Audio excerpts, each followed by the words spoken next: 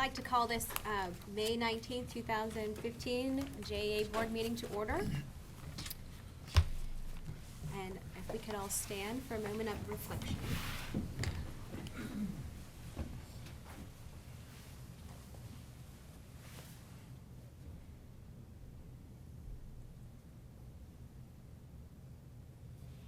Thank you very much. Mr. Heakin, if you could lead us in the pledge, please. Yes, ma'am. I pledge allegiance to the flag of the United States of America and to the republic for which it stands, one nation under God, indivisible, with liberty and justice for all. Thank you. This time, I will move to the adoption of the agenda for today's meeting. I would note that the agenda has been amended to add another item, agenda item 4B, the EPA committee report. May I have a motion, please? So moved. Second. All in favor of approving the amended agenda, say aye, please. Aye. Thank you. The motion is passed. And at this time, I'd like to call Mr.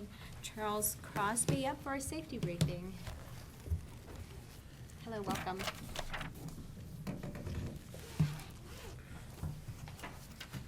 Good afternoon.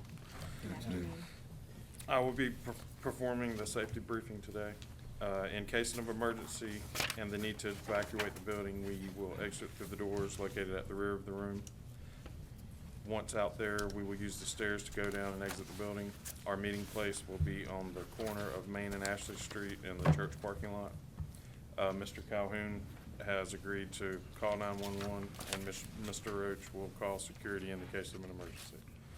Fire extinguishers are located to the left of the elevators. Please only use if the exits are blocked. Is anyone CPR certified? Would you be willing to assist? Yes. Thank you. Please take a moment and make sure all cell phones are turned off for the duration of the meeting. My current role at JEA is an operations team leader for the North Grid wastewater treatment facilities, which consist of Cedar Bay, which is a 5 million gallon a day wastewater treatment facility. It's located by Dunn Avenue and Main Street. Also, the 2 million gallon a day Nassau County membrane treatment facility, and the small Oyster Bay vacuum treatment facility, which is only 0.5 million gallons a day. Recently, our team was selected as a quarterly pass award winner, and we received the award for the creation of a membrane extraction tool, which is up on the board there, it's circled. And this allowed for a safer workplace, and in turn lowered the chance for injuries in the future. And we also have won awards for the NACAWA, which is the National Association of Clean Water Agencies, the last 2 years for peak performance in our industry. Proactively Seeking Safety is an incentive program which encourages the employees to come up with safer ways to do their job, in turn resulting in less injuries. My bio. A brief summary is included in the board package, where I will highlight that I have been working at JEA for 10 years. I started out as a wastewater operator trainee as a Randstad employee, and I've worked my way up to an operations team leader now. And that is one thing that I value most about working for JEA, is the opportunity for growth and for employees to develop their skills such as I have. And my hobbies are basically anything outdoors, and I also have a wife of 13 years now, and we have 2 children, Kaylee and Colby, and they are 13 and 12. Thank you for allowing me to speak here today. Thank you, and Any congratulations. questions? Any questions? Congratulations on your awards. Thank you. Great. Okay, now we'll move to the presentation and comments portion of the agenda. And at this time, I'd like to call upon Monica Whiting.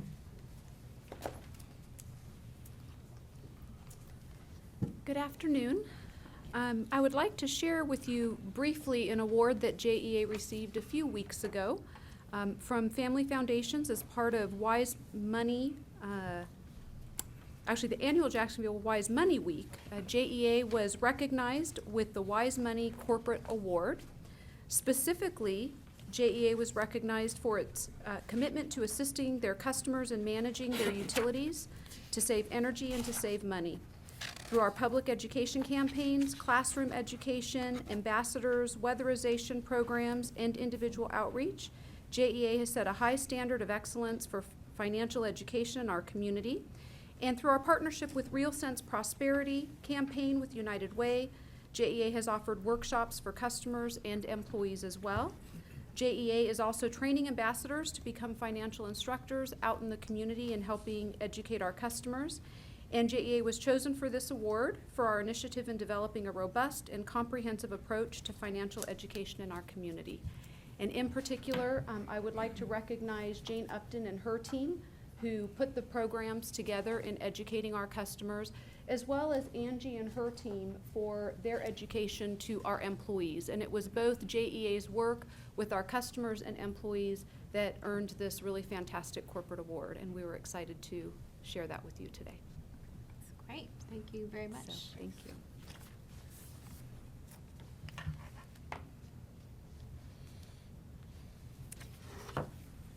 At this time, we'll have the public comment period. Is Mr. Donald R. Cates present? All right. Mr. Cates is no longer present with us, and so we'll move on to our next agenda item, which is Councilman Bishop. Do you have any comments for us today? Doing my part for efficient meetings, no, I don't. Always appreciated. Okay, so next we have our consent agenda. There's one action item on our consent agenda, and that's 3A1, the approval of the board meeting minutes from the April meeting. The remainder are for information only.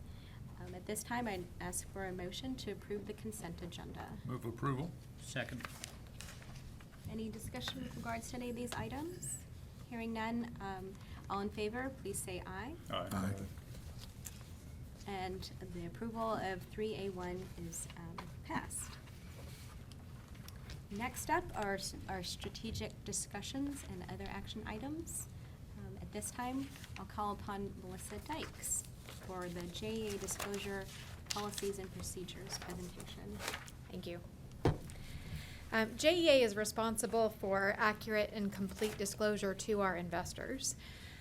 The board's role, as it was reviewed in the recent training that was received from Nixon Peabody, is really two primary things. The first is what they call the elephant in the room analysis. In other words, to take any big issues that have been discussed on multiple occasions and be sure that those are broadly included in our disclosure to our investors. The second is a standard called reasonable delegation. And that essentially means having the right staff doing the right things to make sure that our disclosure is provided in the right way to investors. A written board-approved disclosure policy is the most compelling way to accomplish and document reasonable delegation. This draft that you have before you today was provided at the disclosure training in March and then provided to the board again for review and discussion at the April board meeting, and we are requesting approval of the draft disclosure policies today. Any questions about the content of the policies? Madam Chair. Sure. Go ahead. Melissa, just, I was reading this last week, so I'm not sure if this is where this issue belongs, but given the fact that, you know, we've got two board members that, you know, are with banks, and in the future you could always have, you know, other board members that represent financial institutions that are underwriting certain offerings that we're doing. From an SEC perspective, do we need to have something in our disclosure policies and procedures to protect us from the fact that we're not perceived as board members in certain positions taking an action? And I know that we have to self-disclose, but I don't know if there needs to be something in this packet. We talk about, you know, staff not being able to have conflicts. but there wasn't anything that jumped out at me regarding board members not having similar types of conflicts.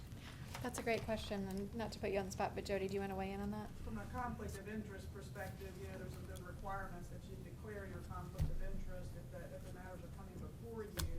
I don't know that there's ever been the idea that there's, you put anything in the disclosure, policy dealing with board members. It's something that we can consider, but I don't know that it's really necessary. Well, but you're thinking about it from the perspective of, from a conflict perspective, from a kind of appointee perspective. I'm thinking about it from an SEC perspective. From a, which would probably be a different, different conversation. And I didn't see anything captured in here.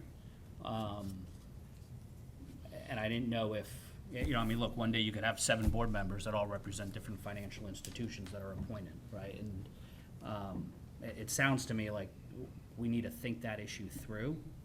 Again, I don't know if it belongs here or belongs somewhere else, but that is an issue I think we need to think about from an SEC perspective, and it might be something we have to ask Nixon Peabody about as well. Yeah, they provided input and guidance in the drafting of this policy, and specifically, they have an attorney who specializes in SEC law that was involved in the creation of the policy. But we can ask that specific question of them. We'll follow up on that. It doesn't need to be adopted today. The current policy. It can be deferred. What I'll flag for you, though, is that the policy does provide protection for the board members. It is the best way to demonstrate to the SEC that the board is exercising its responsibility with respect to reasonable delegation by having a written specific policy in place surrounding our disclosure. So that's at the direction of the board. And, well, just if I could comment, it seems to me that the board actually is not self-appointed. We come through the executive branch, and the city council has to approve the appointment. So I'm not sure that we as JEA can have much effect on who ultimately is on the board, such that it would need to be in the disclosure. I don't know. That just occurred to me. Yeah, but I don't think that has. In prior cases, Hussein, where there is one member who does work for a bank, she has recused herself from any of those votes. Anytime that there's a vote dealing with new issuance of bonds or whatever, where they may be an interested party. In the case of bond issuance too, aren't there other documents that go along with that? We just reviewed some for the refinancing, and if I remember, some of those did speak directly to those that may be employed by one of the financial institutions involved with that. I think there's additional disclosures in those documents. And maybe we're talking past one another. I'm not saying that our practices are in question, our past practices are in question. What I'm saying is, the way we practice, does that have to be disclosed to the SEC to give them comfort that nobody has to go back to the public meeting to pull the record to find out whether or not that board member actually recuse themselves from that vote? Or do you actively disclose for SEC purposes and saying that we're functioning in a way to ensure that, given the fact that board members are appointed through this fashion, that if they do have, if they do work for a financial institution that does any underwriting for JEA, that they recuse themselves in the following manner. So to be clear, I'm not questioning our past practices and saying that we've done something wrong. I just didn't see anything in this document that pertained to that. There's stuff that pertains to staff having conflicts, but not necessarily anything that talks about the activities that the staff has to take when they have the conflict. I don't know if we need to have a paragraph in there that says the board Okay. does the same thing. So potentially that could be an addition. Correct. Okay, but can we today approve the present policy with the proviso that we investigate that to see if that needs to be added in the future? That would be my motion. That's where I was going, just to be able to ask Nixon Peabody the question. If they come back and say we don't need to amend it in the future, I'm comfortable with that. But if they came back and said, you know, there probably That's a needs to good be a idea. paragraph, and we revisit it at the next Can board. we do that, Jody? You could do that, you could, We could pass the present policy. Move to approve the disclosure that's before you, with the thought that you would get clarification from Nixon Peabody as to whether or not it's a necessity to add the provision, dealing with the board members. And Do we need to restate that for the record? So, Yeah. yes. Are you done with the, explanation of the item? Yes. Okay. So you just So- need a motion? Paul, you, So the one question I would have, or at least comment, that we not keep the directive exclusive to sort of financial, but it is the potential for any and all conflicts. It's got to be more broadly stated. I mean, we have in the past, in terms of some board members actively involved in land development and construction, and so in those instances, engineering, civil engineering, and we could probably go back in the record over the last decade or so and identify the recusals and the reasons why, and at least take a look at that in this context. Very good. Okay. All right, so may I have a motion, please? so I will make a motion to approve the JEA disclosure policy and procedures, with a follow-up action of requesting from Nixon Peabody whether additional language needs to be added to address the process board members go through to ensure conflicts do not take place. That was probably grammatically incorrect, but Might I suggest that it be that the conflict, the potential conflict is disclosed, and if recusal is necessary, that's the action taken for that board member? I'll accept that. Okay. We have some attorneys that can clean up that. I will I I will will second second it. that motion. You got it? All third. Okay, all in favor? Aye. The motion passes as adjusted. Thank you, Melissa. Next up, we'll have Angie Hires on the Professional Employees Association Collective Bargaining Agreement. Okay, good afternoon. I'm pleased to seek your approval for the collective bargaining agreement for the Professional Employees Association, also known as PEA. If you might recall, this is the bargaining unit that came before you for the impasse procedure back last fall. And the first year was imposed on them, and therefore we have been able to move forward. Once again, we went through the interest-based bargaining training with the PEA, and successfully, again, this really paid off. They went to the ratification vote on the 23rd and 24th of April, and they were able to successfully have that agreement approved. So again, we have brought this to you for your final approval. Just to reiterate, for those of you as a reminder, as well as for those who might be new to the board, this is the bargaining unit that is composed of about 290 members. It encompasses those professions such as engineers, accountants, and other professionals that might be here at our organization that's covered by a bargaining unit. Just to provide some areas of discussion which would need your approval, this particular agreement would cover the years October 1st, 2014 through September 30th, 2016, which would also put them on the same cycle as we're moving forward with the rest of the bargaining units that we have worked the schedule through with. This would also have them waive the right to the bargaining year, fiscal year 13-14. And if anything were to come about during that year, it would be under the agreement of that imposed language from the October 1st, 2012 through September 30th, 2013 agreement. On the performance-based pay pool increases that would be under this particular bargaining agreement would be the 1.5% effective upon ratification, which would cover that first year of the agreement. and a 3% effective on October 1st, 2015, which would cover the last year of that agreement. There's also a one-time ratification payment of 1.75% of the unit-based payroll. However, that is not applied to the base salary, so therefore it is not pensionable. And one other item that was agreed upon by both management as well as voted on by the bargaining unit, that the standby pay, for which is the pay that's allotted when employees are on call, we would be moved from $28 a day to $31 a day. So we're seeking your approval for this ratified agreement. Thank you, Angie. I have a motion.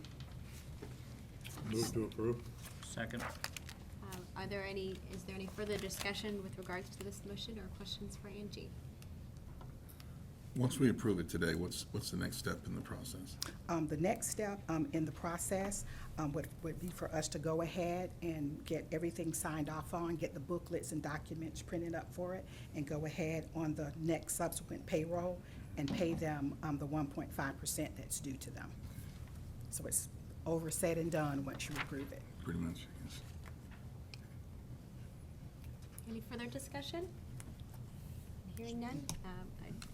All in favor, say aye. Aye. Aye. Motion passes. Okay, and if, Madam Chair, if you don't mind as well as the board, I'd like to recognize if we have any of the PEA members who are on the negotiation team that are here, I would like to recognize them as well as two of my lead labor relations, my manager of labor relations, Mary Ann Evans, as well as my key negotiator, Maria Salguero.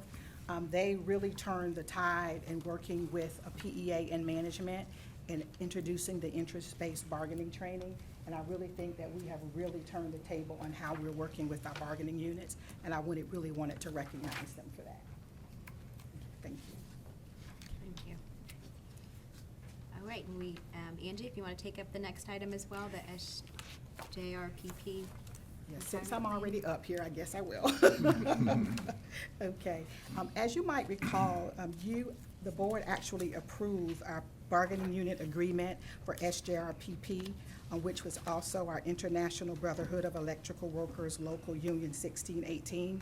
If you might recall, a part of that agreement was an amendment to their pension plan, which took their contribution from an employer's perspective from a 2% to a 4.5%. So you have already approved that as a part of their bargain agreement. However, one of the next steps for us to do is we've prepared all of the paperwork that by Florida law we need to send in to the retirement board. Also, you need to make sure that you have approved the amendment that is a part of the plan that goes into the booklets that are distributed to them. So today I stand before you asking that you approve the amendment to the plan, which you have already actually approved as a part of their collective bargaining unit agreement. So this is, Mr. Winbush, as you just mentioned before, as a part of that collective bargaining agreement, what are those next steps that we would need to take? This is the next step that we would need to take to bring closure to that full agreement as it relates to the piece of the pension. So moved. And second? Any further discussions? Hearing none, I'll ask for, all in favor, say aye. Aye. Motion passes. Thank you so much. Thank you. Great work on the bargaining units. Before we move to the next item, I'd just like to state for the record that Ms. Lisa Weatherby is unable to be with us today as she's not feeling well and is unable to join us at this meeting. So our next item is the JEA Hurricane Readiness presentation by John McCarthy. Good afternoon. The Atlantic hurricane season runs from June 1 to November 30th, and the peak period is from early August through the end of October. With it being the third week in May, we are turning our focus to this year's hurricane season. Fortunately, Florida has gone through a record 9 years without a hurricane hit. Last year was a very quiet year, and most experts are predicting a tamer than normal 2015 season.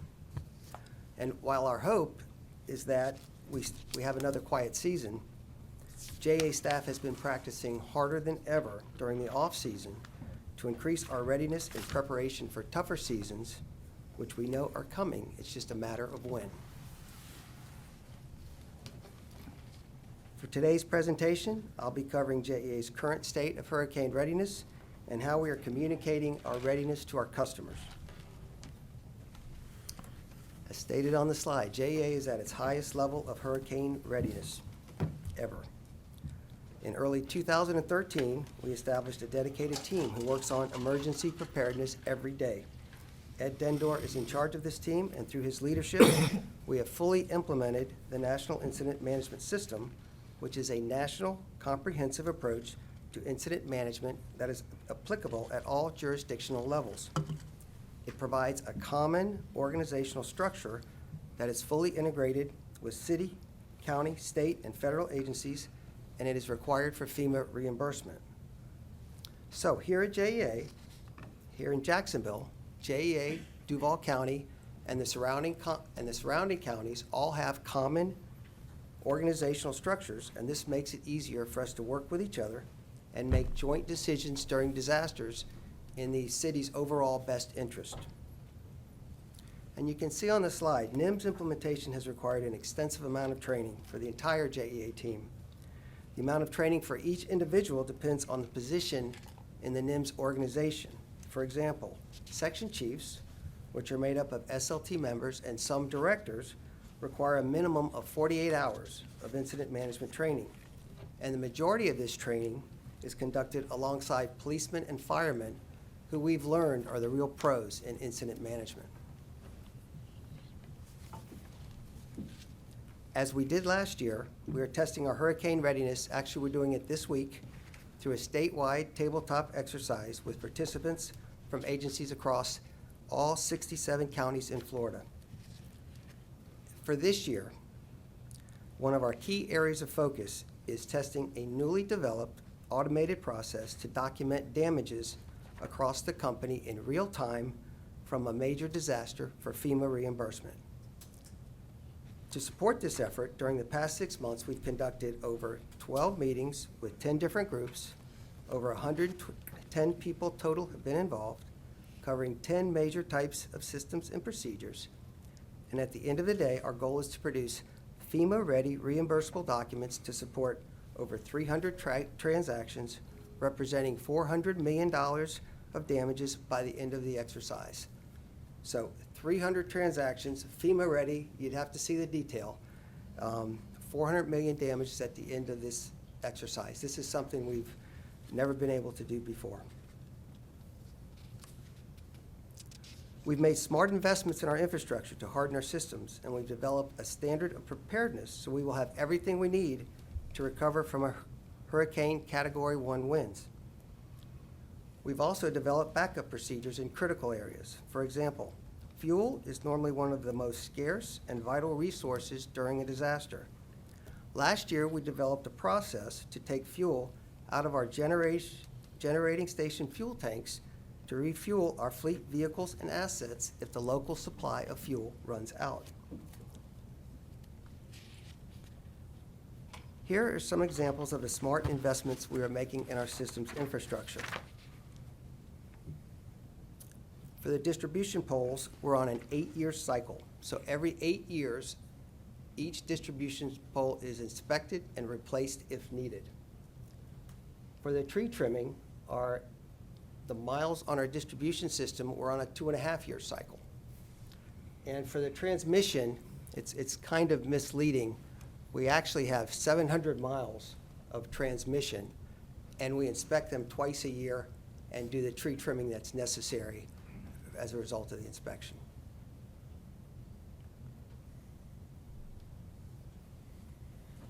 To ensure we have everything we need to recover from a Category 1 hurricane, we have identified storm material that we hold as backup stock at JEA and at our key vendor locations that can provide quick deliveries. So what we did to do this, we got a study from FP&L where they had experience from Wilma a while back, and we predicted the number of poles we would lose for 75-mile-an-hour sustained winds. For our system, it came to 432. So we went out on each pole and we did some standardization and figured out the absolute essential items we would need to make up a pole. And so we built our inventory around building 432 poles. And there are some additional items, but that's the essence of what we did. And you can see on the slide, if we have a Cat 2 hurricane, we can repair transformers, and we've got our key vendors ready to expedite further shipments. Come on. Okay, how we communicate to our customers. We are already out on JEA.com, Facebook, Twitter, newsletters, news releases, email, and YouTube videos to communicate to our customers that JEA is ready for hurricane season. If you look on this slide in the bottom, that's currently what's on JEA.com on our front page, that storm season page. We also have in the upper right of this slide that a newly developed storm safety page that is excellent. And we were talking about it this morning at our exercise. We have videos on there now that are just excellent. And they really provide what our customers need to know about how we do storm restoration, generator safety, pretty much everything they need to know. And ongoing, we will continue to communicate to our customers. And Jane wanted me to mention that our bulletin board can now scroll our Twitter feed, which is pretty neat. So a really quick story. About a month ago, we had a twister hit in Jacksonville. Duval County EOC was activated. John Spazzato from JEA came in and participated, and our outages went from a peak of just under 20,000 to about 500 relatively quickly, so it was a great effort on our crews. And I was talking to John that evening, was aware. The next day, I was on Sunday, having lunch with my wife, and she tells me about the storm, the JEA outages, and how they came down so quickly. And I was like, really? Am I talking in my sleep now or something? And she has a Facebook friend that posted it on Facebook. So the social media that you're doing is really getting out there. And I guess this is the most important slide. The board will receive constant communications from JEA. On June 1, the board members will receive storm season email overview. Once our EOC is activated, members will receive email updates as appropriate, and the information provided will include the updates on JEA activities before, during, and after a storm, information to share with customers and stakeholders about what they should do at that particular time. And again, the web, what's on the web is really good, and the videos are great, and it's really well done.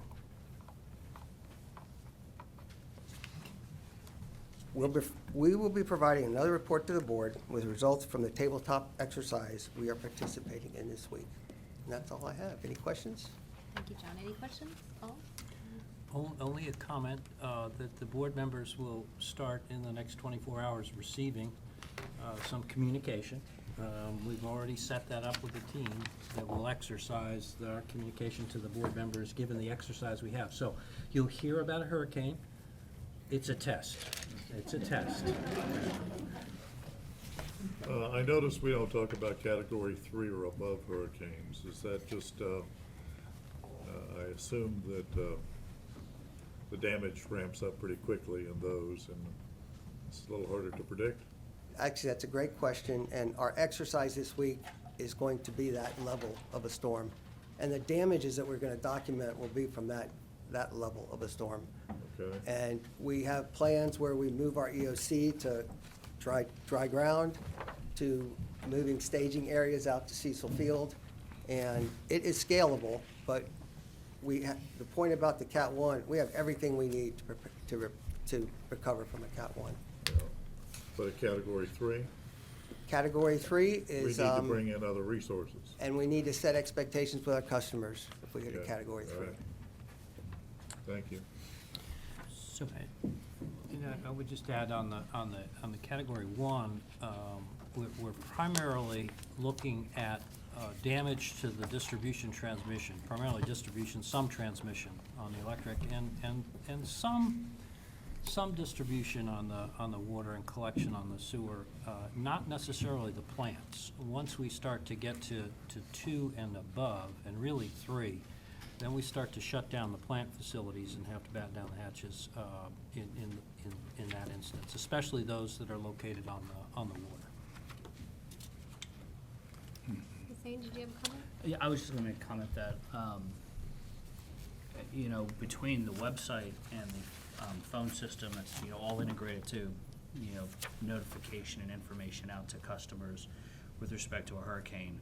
I mean, the reality is we get tested on a regular basis throughout the year with, you know, these, you know, major cells that come through. And, you know, from a community standpoint, I can't tell you how many people are impressed at the fact that they can go online at JEA, they can call in, they immediately know that, well, where they live, it's already been recognized by JEA, there's a crew on the way, it's got a time frame on, and so I think that puts us in a really good position from a communication standpoint, because the platform we have, you know, is excellent.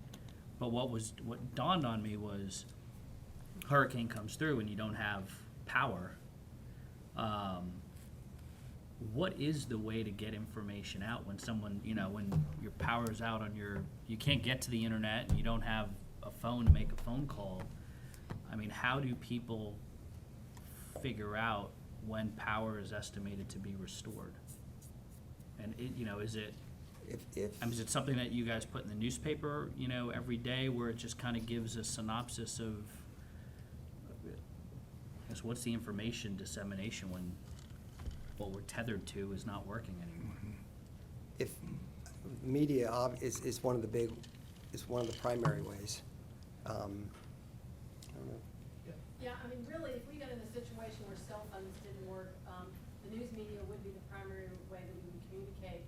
But the way things happen today is with a lot of the cell networks, they bring in the trucks, you know, that can do it remotely. And so if people still have their cell phones, we'll be able to communicate to them through text and through other messaging through their phones. So that is a bit of an unknown, but we certainly will count on the media first, and then any other channels that we can activate, we will as soon as possible. Well, without electricity, these things run out at some point. Right. If you see the way Wyman uses his phone, I mean, it only lasts about an hour. I'd assume that we fingers. don't have nearly as much trouble with underground distribution.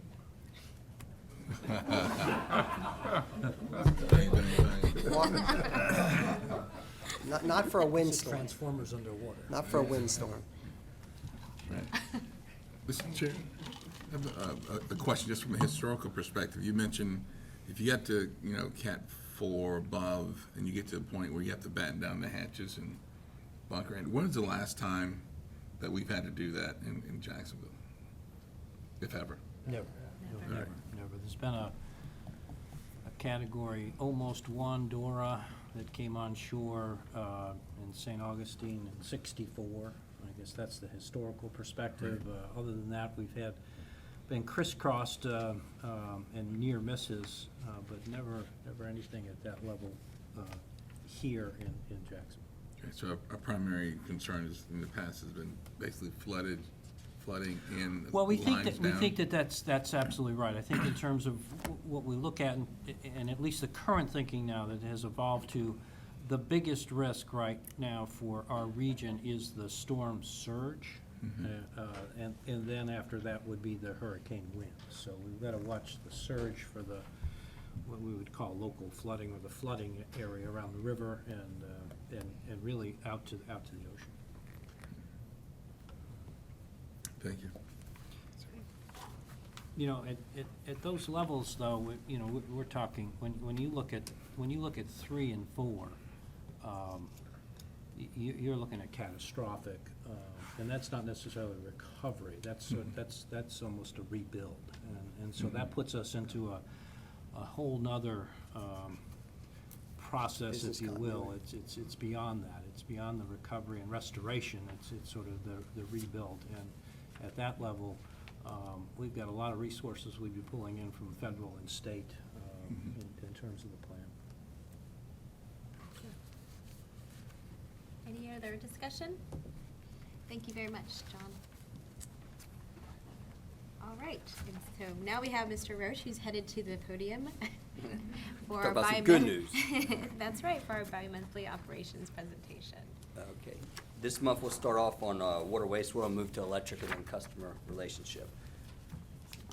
Our first slide, as always, is safety.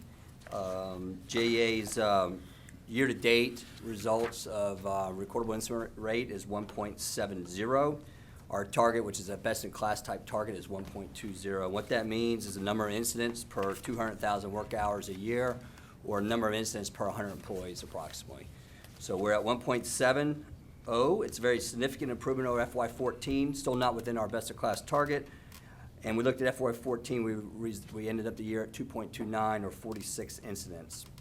We have 20 incidents to date through April, through the 7 months of the fiscal year. Most of those are in the electric system and water system, which is what we would expect. There's 800 employees in electric, 500 water wastewater, and most of those employees are in the field. They are exposed to industrial risks every day.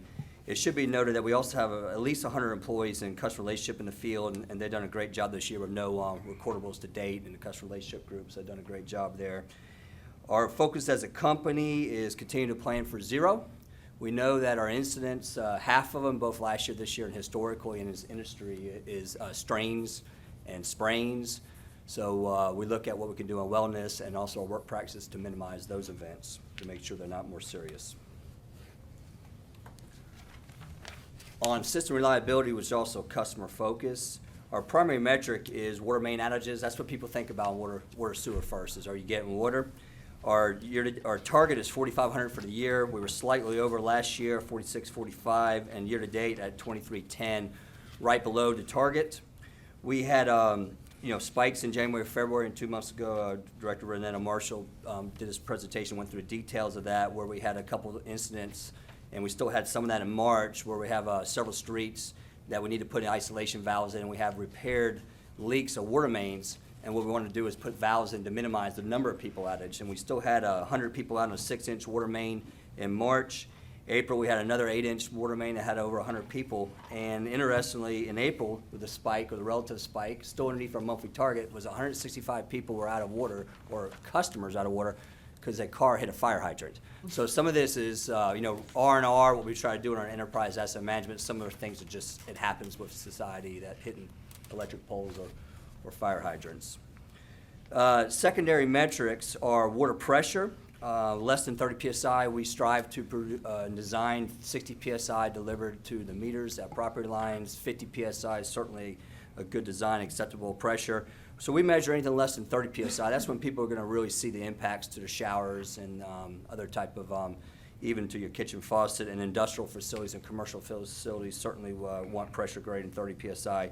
Our metric and benchmark, there's not many utilities even measure this. We have 109 pressure monitoring places outside our distribution system. So we believe we're really ahead of the game compared to our utilities around the country, and we have basically less than 1 minute per month at these 109 locations, less than 30 psi. Also, another metric is the bottom right is our response time on priority tickets. About 2,000 customers a month call JEA and the water wastewater to come look at their service. Sometimes it's related to work on our side of the meter, and sometimes it's related to work on their side of the meter where they need to cut us a valve off. And we do a good job on 69 minutes, the average response time, and 80% of those inquiries get resolved immediately at that site. The next slide is our environmental compliance, kind of a snapshot of 3 major elements that we report every month, and we look at consumptive use permit on the water side. It is the most important element of compliance that we have. Our target, or our limit, is 129 million gallons a day from the St. Johns River Management District in our cup. We have 16 years left in our cup right now. Our year-to-date is 97 million gallons a day. We have no problem meeting that. But it is put in perspective, the month of May, year-to-date, or month of May, 20 days to date, we are at 121 million gallons a day, so we do have to manage that. So you have too many months like we're having right now where it's a little bit dry and people are using a lot of water at this time of year. We could get encroaching up to that 129 million gallon a day mark. On the This slide, we had a presentation a few months ago on the South Grid allocation, and we're continuing to monitor that, and we are well under that limits this year. Want to note, take a break for a minute. We had a award that Bud has, his staff, Paul Steinbrecher, and a couple of his staff, won an award last month or a few weeks ago, the David W. York Award for Reuse Projects in the Florida Water Environmental Association, Professional Association related to water in the state. It's timely because this week is declared by the Governor Scott to be Florida Water Reuse Week. I won't read through the whole declaration, but there's probably 2 sentences worth reading to highlight it. Is whereas safe, clean, and sustainable water resources are essential to Florida's environment, economy, citizens, and visitors. You think about Florida, you think about sun and water, so much important. And whereas water reuse provides a means for conserving and augmenting Florida's precious water resources. So reuse water is so important to the state, and it's important to JEA. We'll continue to use reuse water as less strain on the aquifer in the cup. In addition, moving to the next top right-hand corner, total nitrogen discharge to the river. When we use reclaimed water, it's less effluent that goes to the river and less nitrogen loaded onto the river. JEA treats 80 million gallons a day of sewage every day. 15 million gallons a day is going back into the reclaim system, and 65 goes discharged into the river. What does go to the river, we're doing a great job on our nitrogen. We were up on the left-hand chart over 900 tons per year in '06. We're going to project to be 574 tons or less this year. Darryl Calhoun, John Scamatero, and Charles work in those areas with a few other managers and about a team of 180 people do a great job of running our plants and low nitrogen loads. The bottom, go ahead. The city was gonna, had proposed to buy some of our excess. Has that happened? Yes, they agreed to a 18-month, about approximately $2 million a year. We encourage an 8-year, we had an 8-year agreement, and Melissa and Bud's leading that effort with Jim Robinson and folks in the city to relook at a longer-term plan than just a year and a half. They did agree to 33 tons for a year and a half. Okay. It's the most efficient way for the city to get the reduction they need. The next one's SSO, sanitary sewer overflows. Great results this year to date, 13 more than halfway through the year. And we're at best at class at that already in the average in about 30 the last 6 or 7 fiscal years. This is just a general slide on sales that I'll go through, highlight where Melissa goes through all the details and the financials, but sales drive everything on the financial side. And we look at the left-hand side, FO7, our water was 43 billion gallons. In FO7, we were down to 32 or 33 billion gallons, almost a 25% reduction in the last 7-8 years.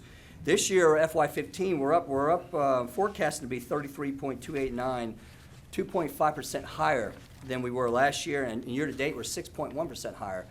Probably the most significant driver is that we have new accounts. We have 6,000 new accounts last year, so that's about a 2% increase in accounts. In addition, you go to the bottom right, we see irrigation flow is up 18.3%. And that corresponds to the number of rain inches and rain days, or less rain inches and days this year compared to last year, so that would drive the irrigation flow. But I think the real highlight there is 6,000 new accounts, and that's water and sewer. We also got 1,500 new reclaim accounts this year, too. And to highlight a few elements of the financial results and cost metrics. The water sewer revenues are projected to be $416 million this year, compared to budget $419, so about $3 million less than budget, but $9 million greater than last year at the 407. That's relative to the 6.1% year-to-date increase of unit sales.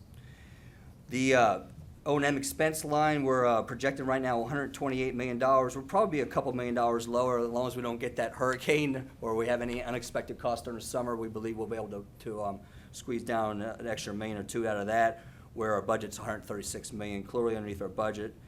And then the last one is our net revenues is the most important. Revenues minus expenses, that we are $285 million, which is $6 million higher than last year. The two main drivers of the overall water sewer system, we're not like electric, where it has a big variable cost in fuel. We are basically capital intensive. About 6% of our costs are debt service and capital each year, and we're under budget on both of those, which goes down to our financial metrics are strong in water sewer.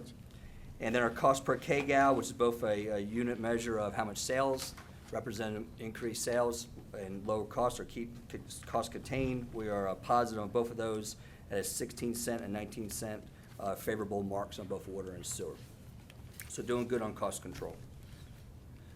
Most important thing to the customer is the bill they see every month. We continue to be in the middle of the pack with water sewer, and over time, the utilities to the left are moving up higher. So eventually, some of those will be leapfrogging us as we keep our rates steady. And one more thing to mention, while I got 3 seconds, we had a operator challenge. 2 weeks ago, we had an event in the Florida Water and Environment Association down in Orlando where you have the line maintainers and electric side have the rodeo. So the first time in 20 years, we sent a crew, 2 crews, a team of 4 and a coach for each down, and the team did a real good job on various different mechanical, fixing pipes live as a test. So we hope over the next couple of years we'll bring some water sewer folks up here, some of those championship belts like the electric folks do. It was real good for the team. Thank you. Any questions? Ryan, Tampa, how does Tampa get such a low basic rate? Tampa, you think about Tampa and St. Pete were built a little bit earlier than Jacksonville, and they have some of their facilities were paid by the federal government, so they have less of a debt service requirement. I actually worked in a couple plants in that area that were built in the 50s and 60s, so they didn't have the capital requirement there. We also think that those utilities will be going higher as they go. Where JEA has already reinvested into infrastructure with some large programs in the last 10 years. Some of the other utilities that are left have a long way to go. The highlight there is Miami. They got a $12 billion program coming, and Tampa will have increased costs too. Okay, thank you. Anything else? Anyone else? Thank you, Brian. Good job. All right, Mike Brust. I'm up next. Good Yep. afternoon.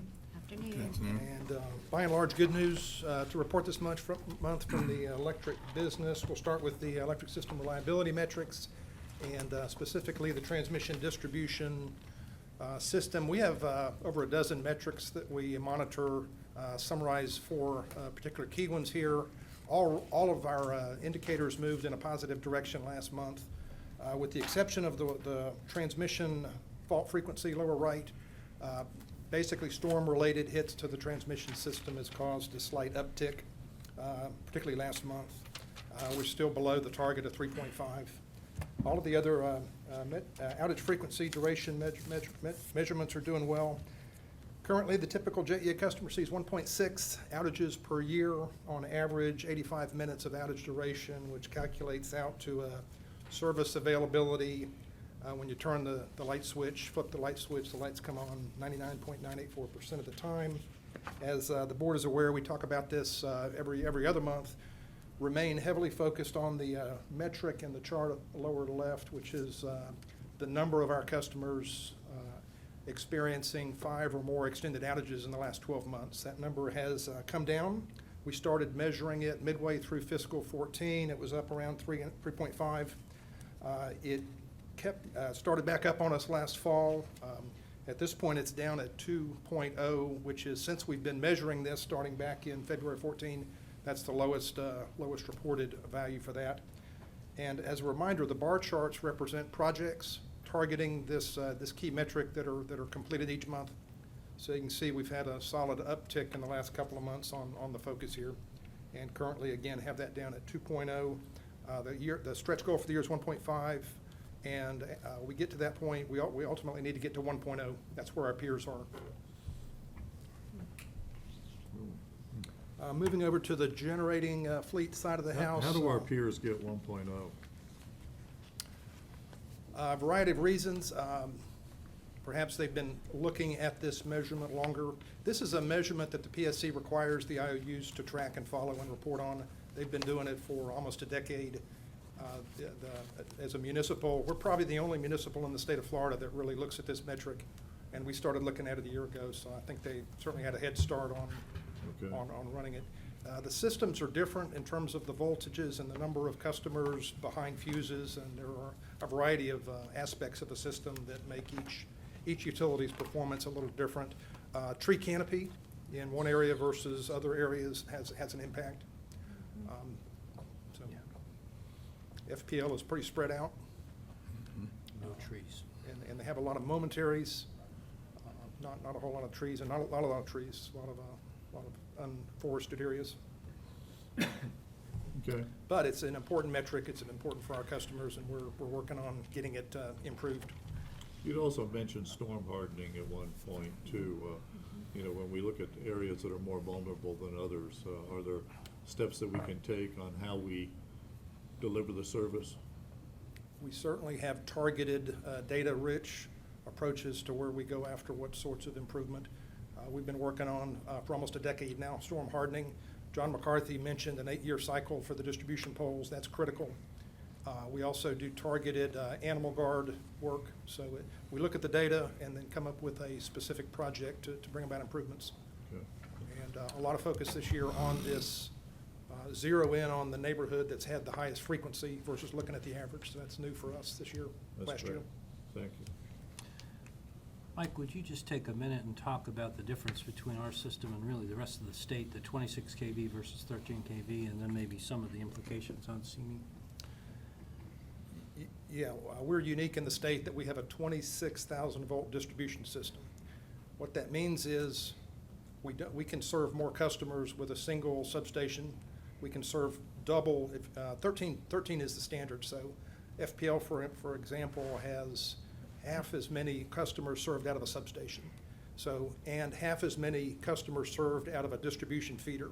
So when you have a problem on the feeder, and we all have problems per mile, we have longer feeders, much more exposure, and when one of our feeders trip out, it's 5,000 customers as opposed to 2,000 or so. So that higher voltage is good in some ways from a financial perspective. You can serve a lot more customers with less infrastructure, fewer substations, fewer transformers, but it does make it harder to have good reliability, not so much on duration, but on outage frequency.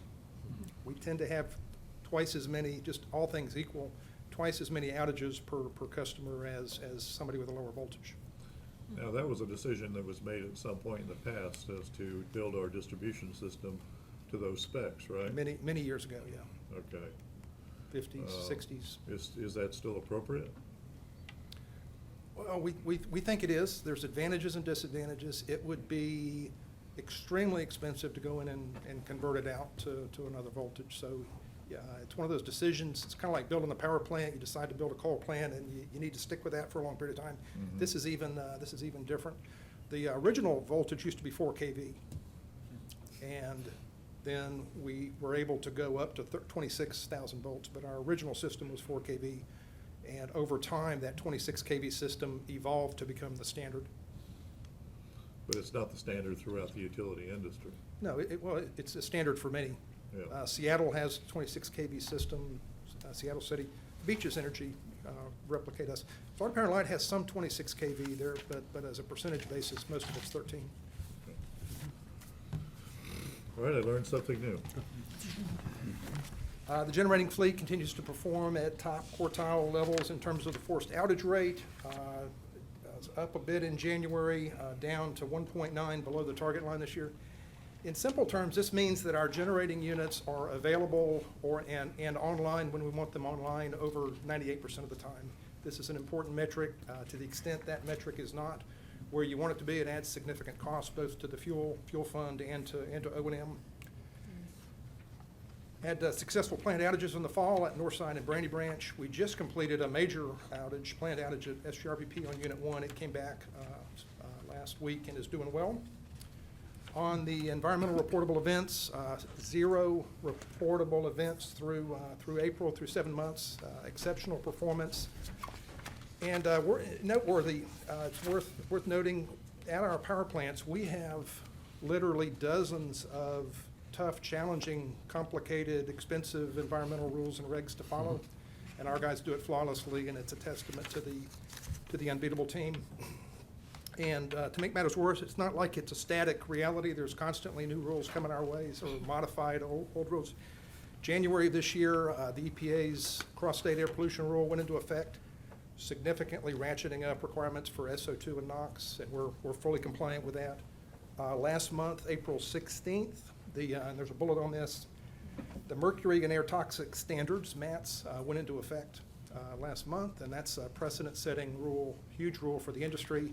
First time in our history we've begun to look at mercury, other heavy metals, and other hazardous air pollutants, and through 1 month, we're compliant at all of our units.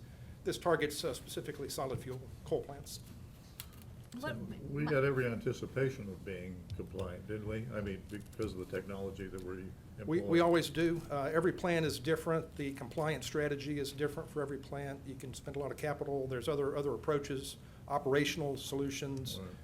Right. It's a big rule and an important rule and fairly complex, and honestly, until you kind of get into it as a reality, there's some apprehension and just some concerns that we may be close. And so it's good to report that through the first month we've gotten fully compliant. Congratulations.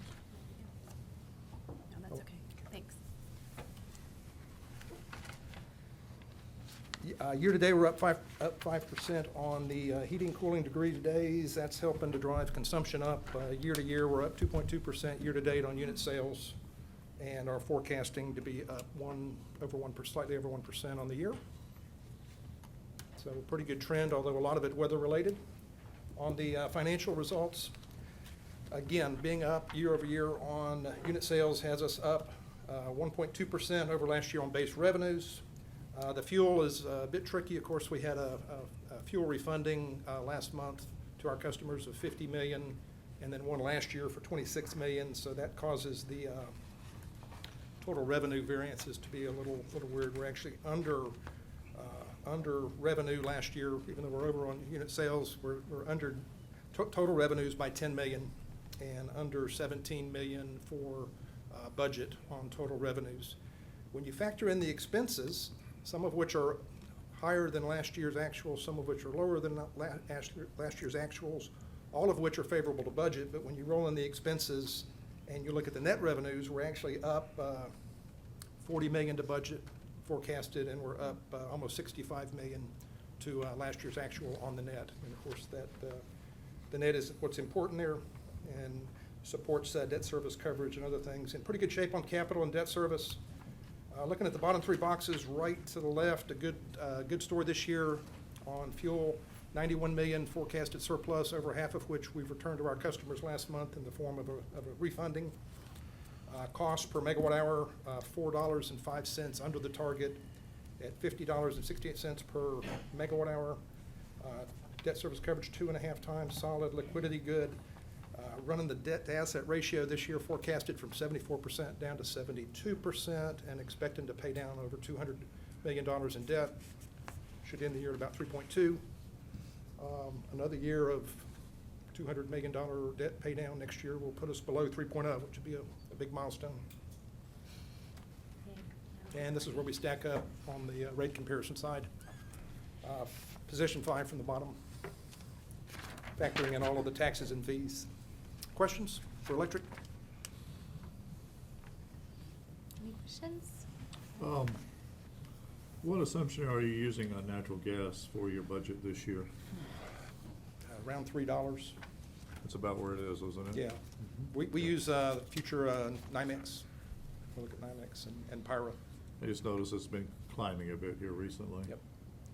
We are projecting continuation of favorable fuel prices also on solid fuel. Okay. Thank you. Monica Whiting. Good afternoon.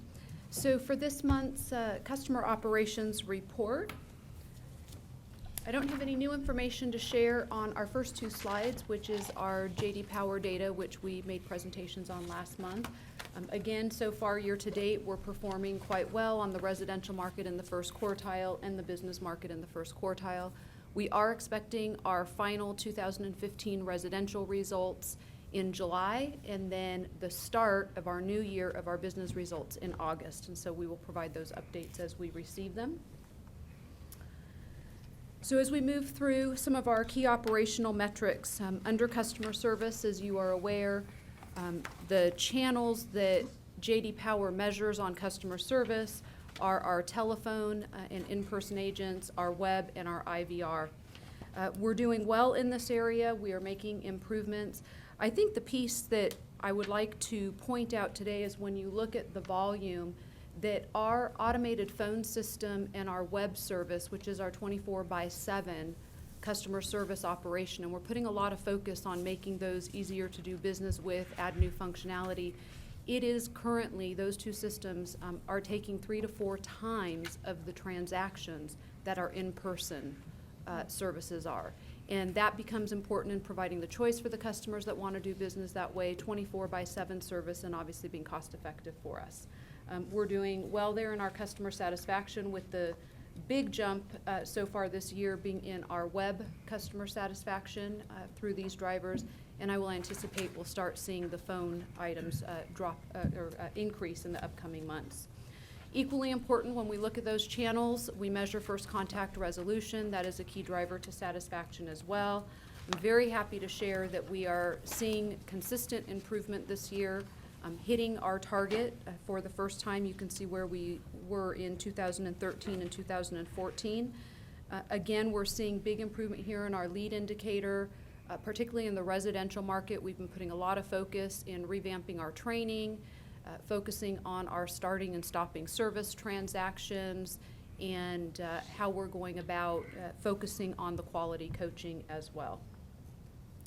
Under power quality and reliability, one of the very important things that we do when we do have power events or outages is how we communicate with our customers. You'll see from this chart back in 2013, while we were offering customers the opportunity to get status updates, only a little more than 20% were opting in for that. And so that's where we really put our focus on increasing that.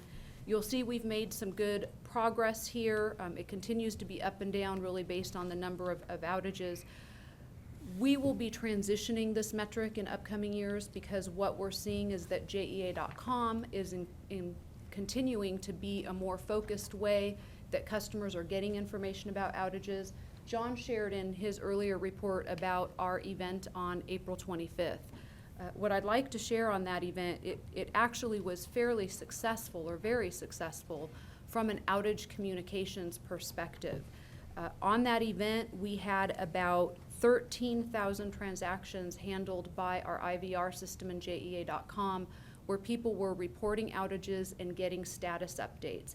I think that's where you saw some of the references to the favorable tweets and the social media and information, because customers were getting that information. Comparatively, about 3,500 customers talked to actual agents. And so we know that we still have room to grow and improve in that area, and we're putting focus, but I was really pleased with how the team and the systems worked on April 25th. When we look at our billing and payment options and our choice, what you'll see here is that 2 of our 4 key programs that we're focusing on this year for increasing participation are meeting targets. I do want to point out, even though potentially we're not going to hit our goal on budget bill and auto pay, we set a very aggressive goal this year, and that was to get in alignment with the industry standard. It really is going to take us probably 2 years, maybe 3 years to get up to the industry, but we still felt that that needed to be our goal to move the needle on J.D. Power. E-bill was a similar situation. If you look at the chart on the bottom left, if you go back to the end of 2013, start of 2014, we were at about 40,000 customers on the program. Today, we're at 56,000 and in alignment with the industry best practice for the number of customers enrolled. We are starting that same journey for budget bill, or my budget, and auto pay. So while you see on the chart here that our numbers are off from what our goal is, if you look at where we started for budget bill in 2014, it was less than 12,000 customers. We're now at 18,000 customers. If you look at auto pay, we started at about 18,000 customers. We're now at almost 28,000 customers on those programs. So we are moving in the right direction, and we are keeping a focus in growing our participation in those programs, because they do drive satisfaction. We continue to do quite well with our electronic payment options. We're close to our goal of 60% and about 10% above the industry standard. On communications, we take a multi-channel and strategic approach to what we communicate, how we communicate, obviously using social media and digital communications much more, and it's very cost effective for us. I am happy to share that when it comes to communication awareness and recall from our customers, we can say that we are best in class. We are about 1 percentage point away from the top performers nationally in the communication awareness, and we continue to work on that. For March and April, our key areas of focus were our fuel credit, our near $50 million credit, our water quality report, of course, the outage in April, our move over law in really supporting safety of our employees, and then our continuation of our My Budget e-bill and auto pay campaigns. When we look at demonstrating community responsibility and corporate citizenship, our employees continue to do just a remarkable job working out in the community, volunteering. So far this year, we've had about 475 employees volunteer at about 30 events. For March and April, we had 207 employees volunteer at 15 events, including the Gate River Run, River Cleanup, the Hubbard House Domestic Violence Awareness Walk, and then some Habajacks projects. Our ambassador program is another program that we saw movement from JD Power on. This is where our employees are out in the community educating customers about JEA. We have reached about 150,000 customers this year from our employees who are out in the community, both working in schools, providing financial literacy and safety education, training of nonprofits around water and energy efficiency, and then public speaking engagements. Our employees have given over 52 public speaking engagements out in the community and 16 facility tours.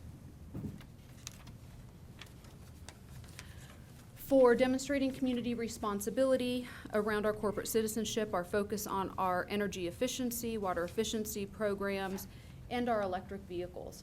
So we're doing good in most of those areas and hitting our goals. I do want to put a little bit of focus on our electric vehicle programs here, as we have presented in the past to the board about our strategy around electric vehicles and electric equipment. We knew that one of our biggest areas of focus that we needed to start in was education, helping address some of the range anxiety. And so Peter King, who is pictured here, is our program manager over our electric vehicle programs. And he is just out in the community weekly, participating in events, working with the dealerships, having ride and drive events with our large customers, and really getting out there. And so we're getting a lot of positive feedback on that. Likewise, we have closed our application period for our charging stations. We did receive enough applications to cover almost all of our designated areas, so we will be continuing with our work around our charging stations. And then an item we haven't talked that much about, but that we are continuing on, is our non-road electric technology rebates. So far this year, we have completed 14 projects, converting 25 pieces of equipment from diesel or liquefied petroleum gas to electric equipment, equivalent to about 1 gigawatt hour annually, and we have projections for quite a bit more this year that are already in the works with some of our larger customers. And Monica, what's the feedback been on that project? The those using it. The off-road. So far, I believe good. I can go back and ask specifically. I haven't asked that specifically, but from what I'm hearing, it's going good, and the efforts that were in the works. I've actually had the opportunity to tour with some of our key accounts as well that use the electric forklifts and equipment, and very positive. Good.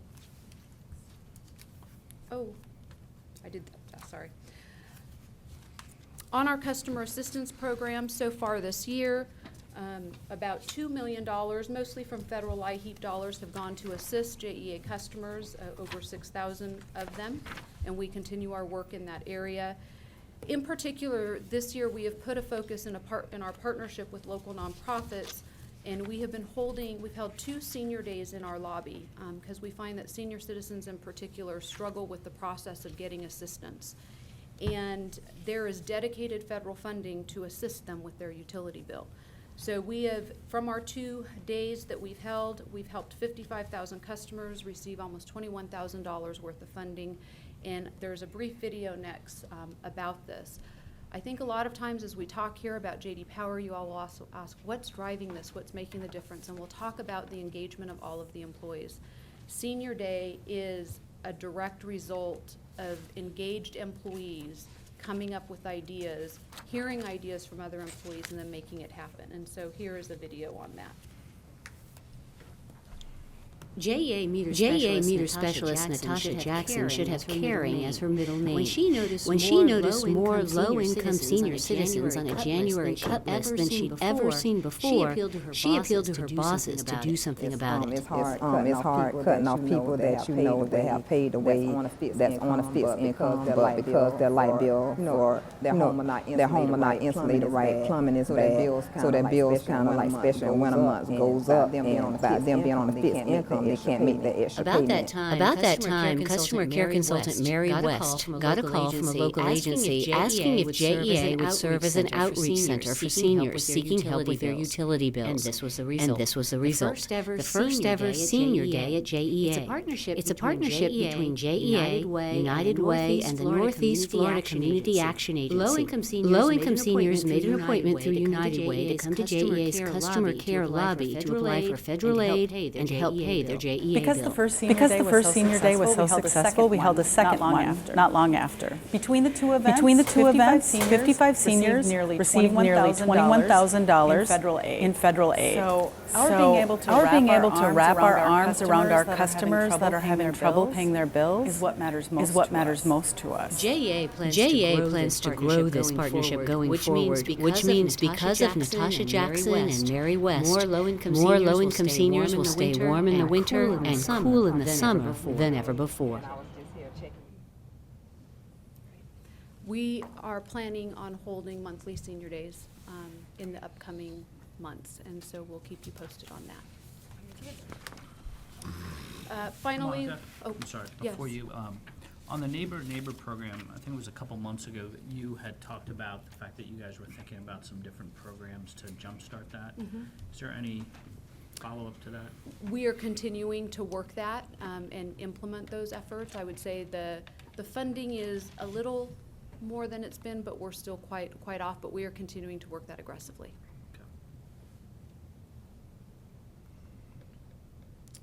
Oops, excuse me. We also assist through providing payment arrangements and pay plans with our customers, which we are continuing to do. And then finally, there are a few items on continuous improvement that I will hit really quickly that have been a focus for the last few months. We continue to implement and improve our processes and practices that take 2+ customer interactions to successfully complete. I want to share a little bit. We've expanded our neighborhood energy efficiency program and area. This is actually a program where we work in 21 different census tracts in the community where 50% of the population or more of those households are at or below poverty level, or 150% of poverty level. What that means in these areas, we will go in and we will provide about 1,200 households a year energy efficiency training, where we will have experts actually sit down, walk through the home, consult the customers, and then we will make retrofits. We will make retrofits of insulation, caulking, CFLs, toilet flappers, low-flow shower heads, aerators, and work with our customers. And we've been able to expand that program, and we're very proud of that. It can be for renters with the permission of the owner, and then obviously homeowners. Obviously, we talked about our senior days, and then our fuel credit was successfully implemented. What I'd like to focus on with our fuel credit is if we would take the amount that we credit back to our customers and evenly split that over 12 months or a year's worth of bills, that would be equivalent to about a 4 to 5% rate reduction. And I think that's an important message in communicating back that the refund that was provided was very significant. And we put an excerpt here from a thanks to JEA that was in the newspaper from customers. They absolutely appreciate passing the savings back to them. So with that, if there's any questions. I have a question. It's actually goes in the area of continuous improvement. I remember when we did the Better Jacksonville plan here as a citywide initiative, and whenever the dollars were being spent someplace, there was a signage that spoke to this funding source and what it did and what it was going to provide in the future. And I know there's a lot of excavation going on in the city, and this, every now and then there's JEA trucks there. Is there any thought to signage or something, so as people see the barriers and the cones, right, that right there in front of them, you would say, hey, this is a JEA initiative, preventative, precautionary, or whatever, to show them, you know, where their dollars are being spent, and the fact that we're being proactive. Yes, we actually have a program in place that we put in place this year, I believe, maybe end of last year, through our project outreach group. And so for any of our proactive programs where we have planned improvements and maintenance, we actually are, through emails, through postcards, through letters, we are communicating to the customers in advance of the project, letting them know that the projects are coming, why will we be in their neighborhood, what the benefits to them will be, and then we also do put signage up while we're doing that. When we have significant projects that might be more of a water main break or whatnot, our project outreach team also does work with our crews and get involved in helping in communicating. I'll have to check if we actually put the signs out on those projects as well, but I do know we do go door to door in some of those events and notify and work with customers. Yes, and a second observation, I really applaud the way you've handled the rebate that basically that we gave back, but you know, sometimes you have to put it in terms where it's easy for the customer to get it, to get the core message. For example, they're not gonna do the math to figure out this is equivalent to a 4% decrease, a reduction in your monthly bill. And if you position it, whether it's retro or forward-looking, to say, you know, if you apply this over the next 12 months, it'd be the equivalent of a 4% decrease, which is, you know, one of our competitors, as you know, has blanketed our viewing area. Yes. With commercials touting their decrease, and to let our customers, constituents, co-owners, if you would, know that we're doing the same. Absolutely. And we have had that conversation about messaging that specific way. So, Okay. very good. Thank you. Thank you. And Monica, I had an observation. It's going back to Mr. Cumber's comment. I do e-bill and I do auto pay, but after the meeting that we had, I went back to look to see if I had the option to do even just a neighbor to neighbor in the auto pay section, and there wasn't. So I think that's a missed opportunity for us if we can, you know, because it's on autopilot.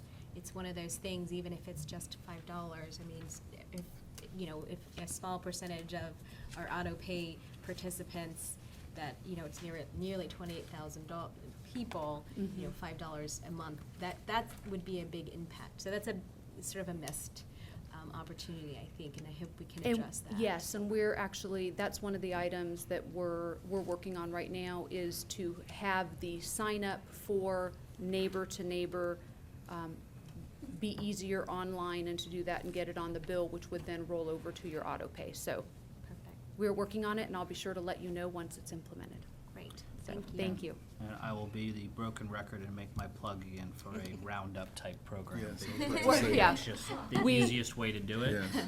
We're actually, our technical team is analyzing right now what that would take and how that would work. So we are looking at that and working on that, and I will make sure to provide that update. Great.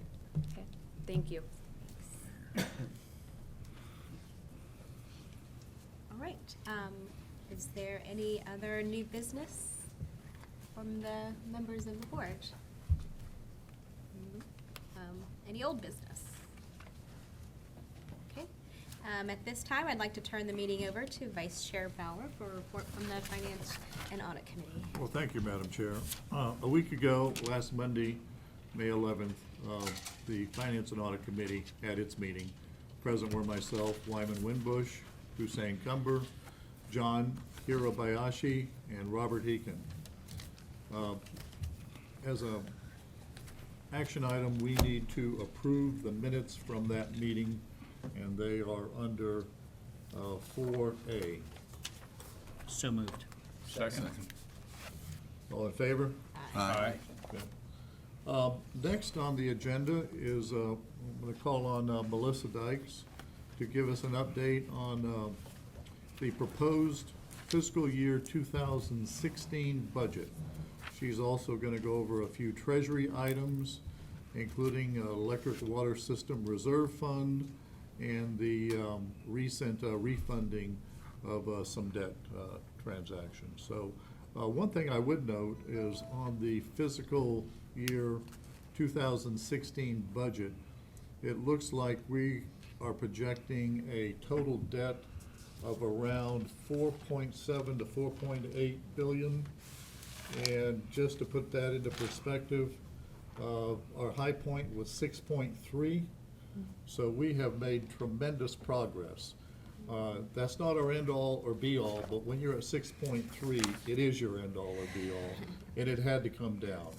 And we've been very fortunate that we've been in a low interest rate environment, so we've been able to keep that interest rate steady.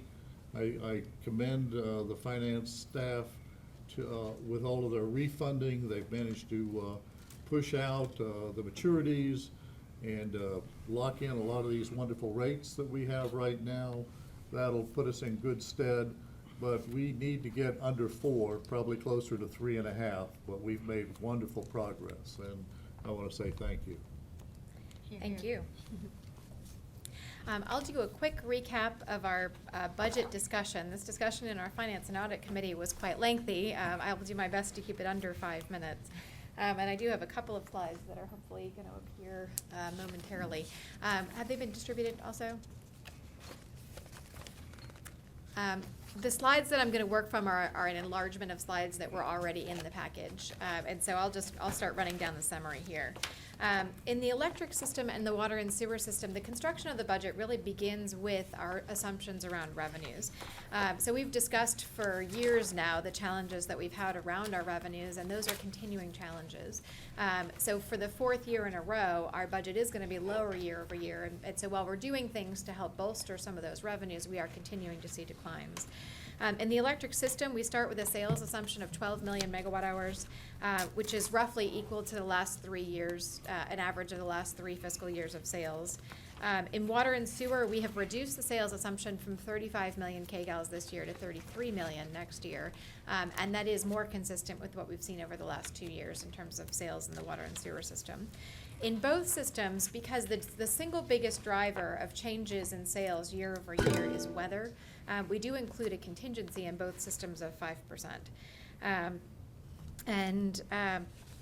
From a pricing perspective, we'll talk about this in a little bit when we talk about our rates update, but we are anticipating a decrease in the fuel rate in the electric system for next year, no change in the pricing for the water and sewer system.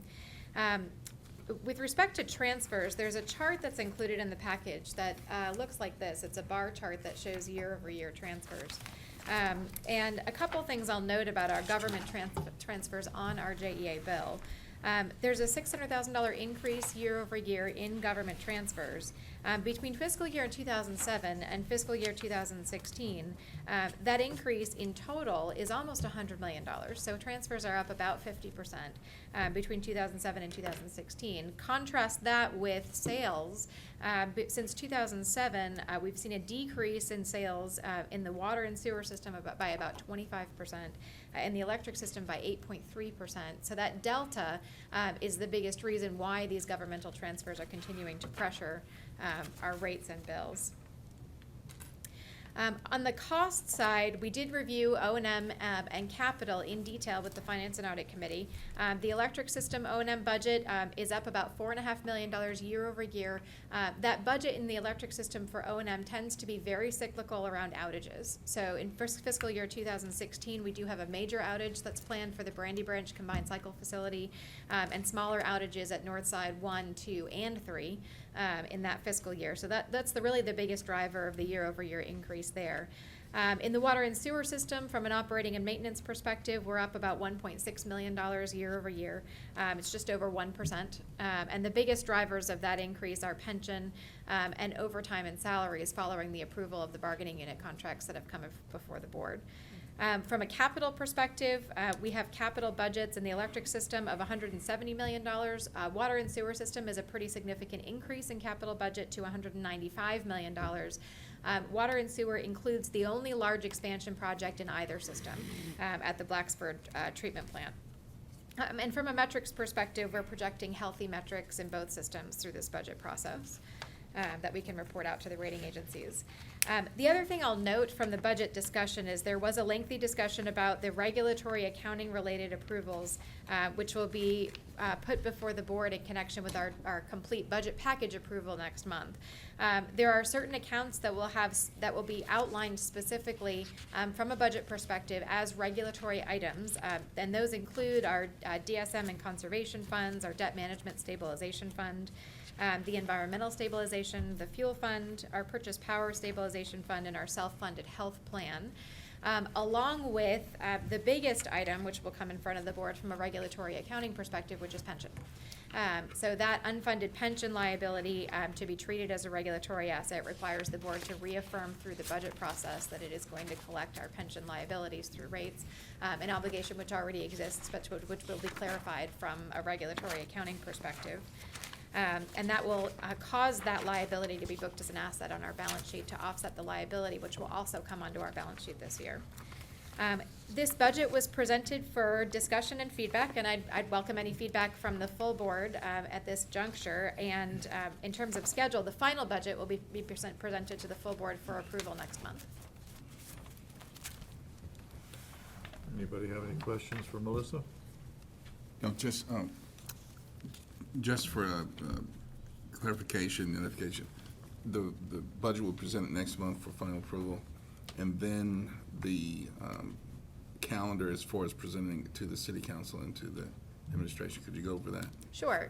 Once the budget is approved by our board, it is submitted to council beginning of July. Council will take the opportunity to review the budget through their own budgeting process, which includes both the city of Jacksonville and all the independent authorities. We expect approval of that budget typically in the latter part of September. Okay. Thank you. Okay, Other questions about budget? no further questions? Thank you, Melissa. Do you want me to proceed with an update on rates and Please. treasury items? Yes. Okay, I'd be glad to do that. We, at the last Finance and Audit Committee, also reviewed upcoming rate actions, and the discussion was broadly divided into two halves. The first half was to discuss items that are coming in the next 2 months to the board for consideration, and the second half was looking at some longer-term rate strategy items. In front of the board, staff is expecting to recommend a list of items to call for a rate hearing in June and actually have the rate hearing in July. And those items include a fuel rate decrease, a complete realignment of our streetlight rates, which includes implementing the new cost of service, our new streetlight counts, and a new menu of LED rate options, which will allow the city to modernize its streetlights. And the elimination of an outdated discount that's not consistent with our new cost of service study. That realignment will enable us to offer, to propose a decrease in our large commercial rate, our GSLD rate, for large commercial customers. And those we'll expect to recommend that the board call a rate hearing for in June and actually have the rate hearing for in July. We are also continuing to work through the rate structuring issues, which we've been discussing with the board for many months now. There is a misalignment between the revenues that we collect from our customers being largely variable and the expenses that we pay from the utility, which are largely fixed. We are working toward a really exciting pilot program with our customers, and that is to pilot a demand rate with residential and small commercial customers. The outcome of that pilot, we hope, that it will better align the revenues that we collect from those customers with our cost to actually provide service to those customers, but also empower those customers to really have better control over their own energy usage. It'll improve our system efficiency and hopefully improve our system utilization overall, improve our revenue stability, leverage technology, and continue our corporate commitment to environmental responsibility by improving that system utilization. Ultimately, it'll pave the way toward the future for JEA. So stay tuned for more on that in the coming months. And Mr. Bauer, Mr. Chair, would you like me to share the graphic that we shared with Please. the Finance and Audit Committee? That'd be great. Okay, thank you. We have an example of how we might communicate with our pilot customers this new way of billing. So essentially what a demand rate does is it bills off of two things. It bills off of the greatest amount of energy that you're consuming in any given month, which is called your demand, and that is a moment in time. And that reflects how many appliances, for example, you have on all at the same time. But you'll also be billed billed based on the total number of kilowatt hours that you consume during that month, and your bill would be a function of both. The beauty of that rate is it really reflects the cost of providing service to those customers. We have to build to serve the greatest amount that you need in any given moment, but then right now we bill based on just your total consumption. So what this graphic illustrates is, and these are just for demonstration purposes, and it is a draft, but what it illustrates is how you can control your energy usage as a customer by controlling what you're running simultaneously. So along the bottom of the graph here, and apologies, I can't see the back of it, we start from the lowest usage, which is really just a single light bulb, and go up from there all the way to your water heater and air conditioner, which tend to be the bigger users from a demand perspective on your bill. Illustrate that for a customer, and really as a way for them to be able to influence their bill by influencing how they're using the electricity that they're consuming in a way that makes the most sense from a utility grid maintenance and construction perspective. So again, just an example, but that's one example of how we might communicate this to our pilot customers. The point is to lower the peaks so that we average usage at a lower level. And therefore, we don't need quite the peak capacity in the entire system if we can do that. Right now, we're running at about 50% efficiency, which means we have an awful lot of excess capacity at any given time. And it would be nice if we could raise the efficiency and reduce the overall need to have that excess capacity, which hopefully this will get us toward that goal. Melissa, is this a way over time to reduce the fixed cost portion of the utility, the part that's in every bill that we have? That's a great question. Ultimately, maybe, I think is the answer. We'll see what the response is from the pilot. It's certainly a way for us to better align the cost of providing service to a customer with the actual costs that are incurred in providing that service, or with the revenues that are received from that customer, excuse me. Over time, what we may see is that if we're successful in doing what Mr. Bauer outlined and reducing peaks, improving system utilization, over time we could end up improving the system cost profile for everybody, which would indeed do what you've outlined. So I think we'll see the power of this as a tool in the response to the pilot once we get it out there. Great. Thank you, Judy, for the beautiful graphic and for helping me demonstrate it. And I'll just quickly wrap up with a recap. Our Treasury team continues to deliver outstanding results, and thank you to Joe Orfano, who's here this afternoon, and the rest of his team. They were in the market this quarter with a refunding for the St. Johns River Power Park Issue 2 bonds. The refinancing was about $73 million with a present value savings of $11.3 million. What's most remarkable about that is its significant savings in a pretty short transaction. The weighted average life of this transaction was just under 5 years. So it really packed a real punch in terms of the refinancing there. And we provided the Reserve Fund quarterly report for information and transparency to the Finance and Audit Committee. Thank you, Melissa. Thanks. In addition to that business, the Finance and Audit Committee received a number of reports. We received a report from Ted Hobson on their annual risk report. We received the Ethics Officer's quarterly report from Willette Stanford. We received our quarterly ERM and audit update from Doris Champ.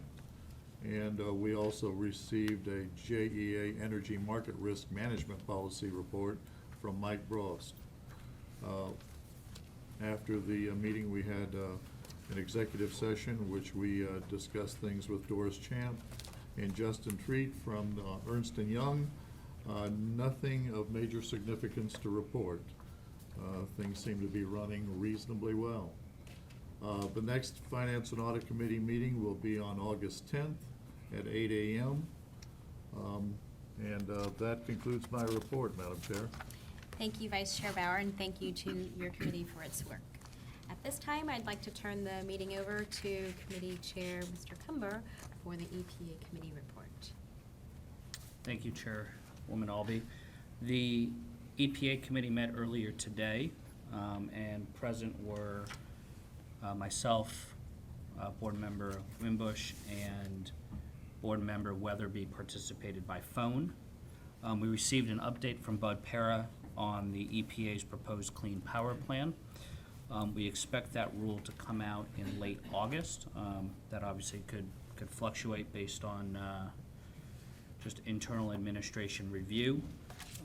The expectation right now is there'd be a one-year timeframe for the state to come up with a implementation plan, and potentially with states being able to request one additional year. So that obviously will create the need for us to begin a community engagement process. We will identify the right stakeholders to bring together. Florida DEP is expected to lead the state with putting together the plan, and Bud Para will work with his staff to begin to outline a robust engagement process. We did have scheduled today a Florida water policy update. We actually are going to push that back to our next meeting, given the fact that Amendment 1, there was no legislative action on that, and that will probably be handled a little bit in special session coming up on June 1st. And there have been some staff changes at the Water Management District, so we decided that it'd probably be better to do a little more of an in-depth session on Florida water policy at the next meeting. In other business, all of you should have gotten emailed last night, and there was a folder on your desk for to revise the committee name and charter. If all of you have had a chance to review that, we will need a motion to approve. And just as background on that, this committee has been in existence for about a year, and it really came together when board members Weatherby and Wimbush had gone out to the last APPA conference, but it never had a charter. And so to go ahead and put some structure around it, Paul and staff have drafted the charter that's the charter that's modeled after all the other committee charters. So I'll entertain a motion if there is one. So move. And Is there a second. second? Any discussion? The membership indicates that it's appointed annually by the board. I'm not exactly sure if that comports with the bylaws. I always thought it was the board chair's role to appoint the committee members. I mean, there may just be I'll throw it to Jody to, I'm not, I don't just remember where the committee member part goes. Bylaws reflect that. I thought the committee was appointed by the chair of the board, but let me verify that. Yeah, the chair may appoint standing committees from time to time. I mean, composed of the committee members, the chair shall name one of the committee members as the committee chair, and one of the vice chair. So it's really up to the chair to appoint the committee members. Okay, so, well, I would amend that just to add by the board chair at the end of that sentence. Lisa, do you accept that amendment to your motion? I'm sorry, I'm having a little bit of a problem hearing Helen. Would you mind repeating? Yeah, I would move to amend the motion to, on the membership portion of the charter, add the word chair at the end of the first sentence so that it would read, the committee shall consist of 3 board members appointed annually by the board chair. And I think the second sentence should also read, the board chair shall appoint one of the committee members as chairperson. Oh, yeah, fine. Fine with me. Is there a second to that amended motion? Second. Any other further discussion? All in favor? Aye. Aye. Any opposed? Okay. And then I would just, want to add that, we also talked a little bit with Bud that his last day coming up is June 26th. I know Paul and his staff are working hard to find a suitable replacement, which will be tough to fill with Bud's history here. But Bud's done a great job, and I wanted to just acknowledge that as well. And that's it, Chairwoman. Oh, thank you, Mr. Kember. And I echo his comments with regards to Bud and his suitable replacement. We hope to find one, and good luck to you in the future. Let's see.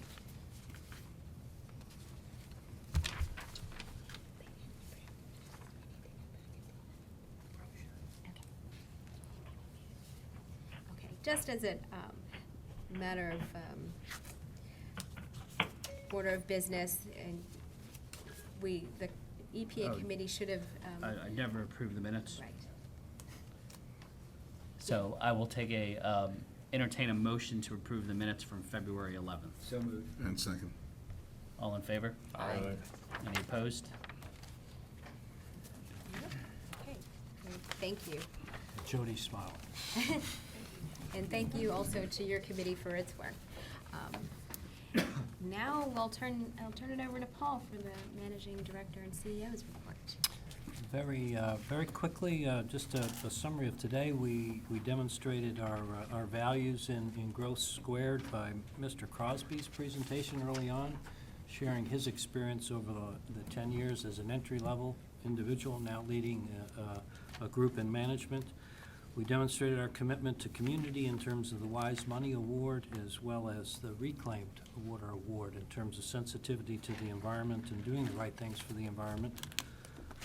Preparedness in terms of the NIM structure was a big commitment on behalf of everyone at JEA, and we'll continue to assure the board that we are going to be prepared in the event we do get challenged with some type of event.